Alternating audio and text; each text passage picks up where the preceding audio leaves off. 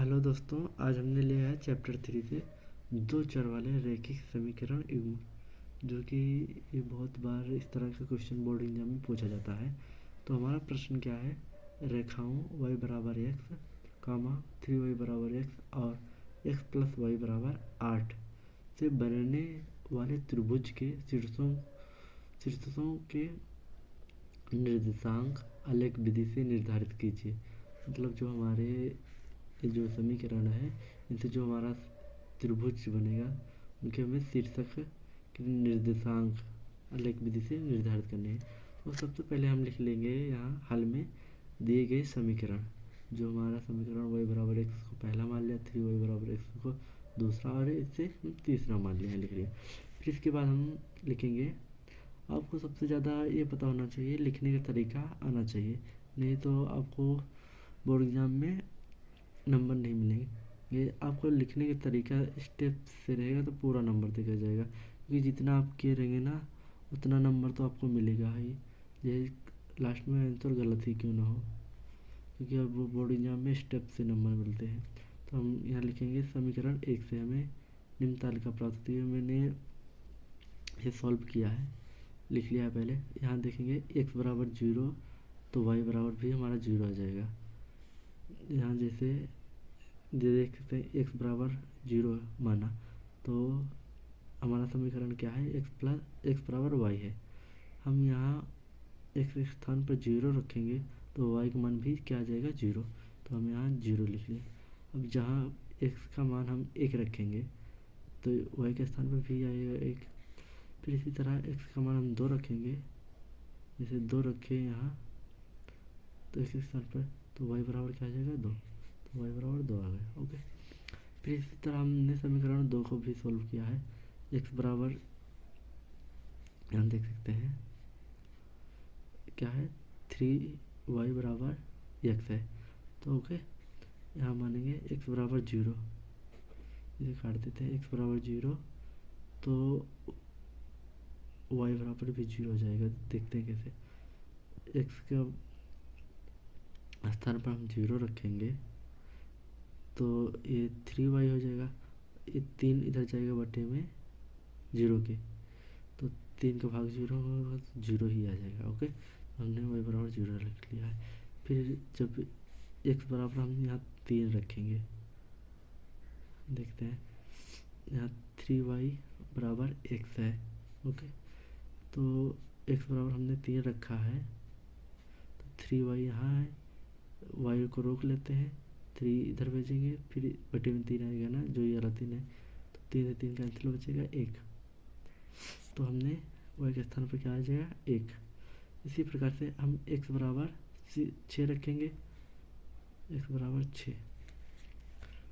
आपको ऐसे सोचना है कि जो कि एक सम संख्या बन जाए और कट जाए। जैसे यहाँ x बराबर 6 रखे तो ये 3 जाएगा भाग में, 3 दूनी 6, तो ये यहाँ 2 आएगा।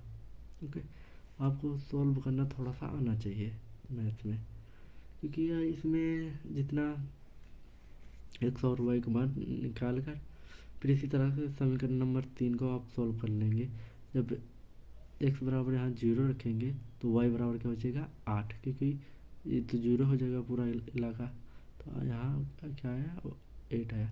जब हम x बराबर 8 रखेंगे यहाँ, तो ये प्लस में 8 है इधर, तो इधर जाएगा तो माइनस में 8 बच जाएगा, क्योंकि ये 0 हो जाएगा। y बराबर क्या आ जाएगा, 0।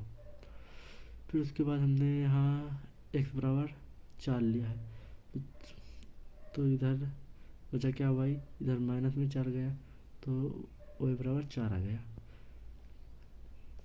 जो कि हमारा ये तीनों समीकरण का मान हमने निकाल कर रख लिया है। क्योंकि आप इसे, जो ये चीज़ हमने किया है यहाँ इस तरह से, ये आपको वहाँ बोर्ड एग्जाम में नहीं करना है, ये आपको करना है कहाँ, रफ कॉपी में, और इस तरह से आपको ये तालिकाएँ लिख देनी है। ओके, फिर इसके आगे हम देखेंगे। फिर यहाँ हमने क्या किया है आगे, अब दिए गए तीनों समीकरणों से प्राप्त संगत मानों को आलेखित करते हैं। मतलब जो तीनों के हमने मान निकाले हैं उनको हम ये जो हमारा आलेख में लिखित करेंगे, लिखेंगे। तो हमने पहले से ही सारा लिख लिया है, तो मैं समझा सकता हूँ। देखिए जो हमारा, यहाँ थोड़ा ऊपर करते हैं, जो ये हमारा पहला समीकरण है, जैसे x बराबर 0 तो y बराबर 0। तो यहाँ x मतलब ये हमारा क्या होता है, x निर्देशांक और ये y। तो x बराबर जब 0 है तो y बराबर भी 0 है, तो 0, 0 ही आएगा।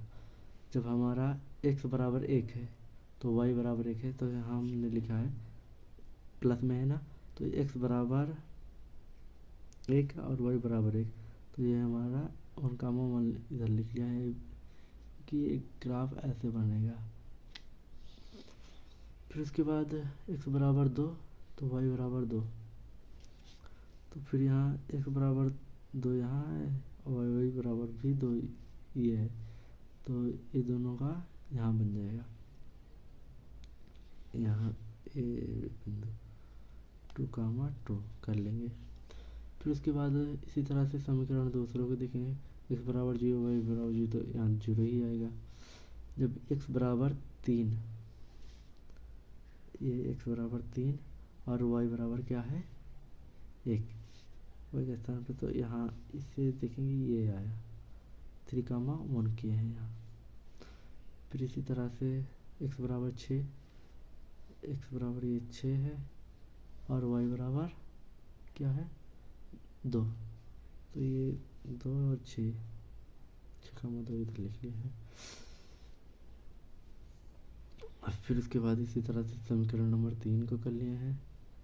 x बराबर 0 तो y बराबर 8, ये 8, ये किए। और इसी तरह से 8 x के स्थान पर 8 और 0 है, तो x के स्थान पर 8 ये है, y के स्थान पर 0, तो यहाँ 8 आ जाएगा।